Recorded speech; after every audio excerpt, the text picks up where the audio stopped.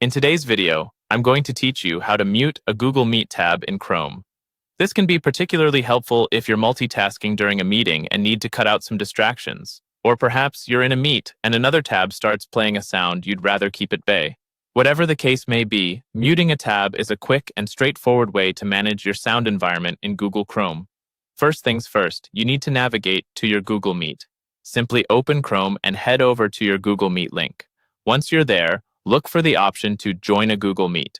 Click on that and then select Join Now to enter the meeting.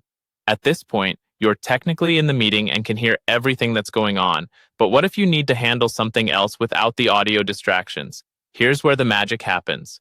Open a new tab in Chrome and this is what you will use to mute the meet in the other tab. Now, for the important step, find the header window at the top of your Google Meet tab. This header is essentially where the tab itself is displayed, usually near the top of your browser, indicating what page you're currently on. Right-click on this section. You should see a menu of options drop down. You might also see many other options, but what you're looking for is the option that reads Mute Site. Click on that, and voila! The site, and therefore your Google Meet, is now muted. The audio will no longer play from that tab.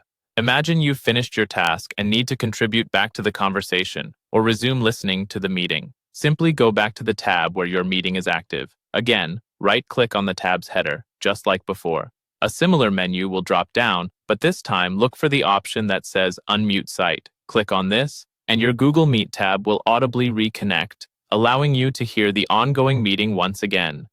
This process is especially beneficial if you're one who juggles multiple tasks at a time or needs to quickly tune back into a crucial meeting moment.